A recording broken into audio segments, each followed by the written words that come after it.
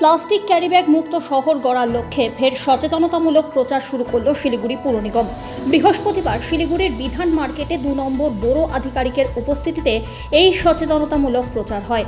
বেশ কয়েক বছর আগে থেকেই শিলিগুড়ি শহরকে প্লাস্টিক ক্যারিব্যাগ মুক্ত করে গড়ে তোলার জন্য বিভিন্ন বাজার দোকানের পাশাপাশি সাধারণ মানুষকেও সচেতন করতে পথে নামে শিলিগুড়ি পুর নিগম। প্রথমে সচেতনতামূলক প্রচার, পরে ফাইন করা হয়। সেই সময় প্লাস্টিক ক্যারিব্যাগ ব্যবহার অনেকটা কমলেও এই অভিযান ঢিলে হতেই ফের শুরু হয় ক্যারিব্যাগের ব্যবহার। পুনরায় পুর নিগমের তরফ থেকে সারপ্রাইজ ভিজিট শুরু হয়, আবার সচেতনতামূলক প্রচার শুরু করে এবং পুর নিগমের 2 নম্বর বোরোর পক্ষ থেকে এই অভিযান হলো।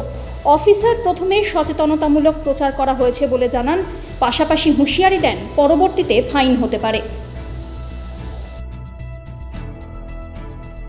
এই অভিযান তো আমাদের লাগাতার চলছে, আজকে আবার শুরু করলাম। এর পরবর্তীকালে লাগাতার চলবে। প্লাস্টিক ব্যবহার আমরা করব না, করাতে দিব না। পাবলিককে সবাইকে এটা বুঝতে হবে এবং আগামী দিনে প্লাস্টিক মুক্তই করে আমরা ছাড়ব। কারণ প্লাস্টিক যে ক্ষতিকর এটা আমরা সবাই জানি। সবাইকে এটা এগিয়ে আসতে হবে এবং সবারই সন্তান সন্ততি আছে, আগামী প্রজন্ম যাতে ঠিকঠাক চলতে পারে এবং সেইভাবে আমরা লাগাতার এই অভিযান চলবে।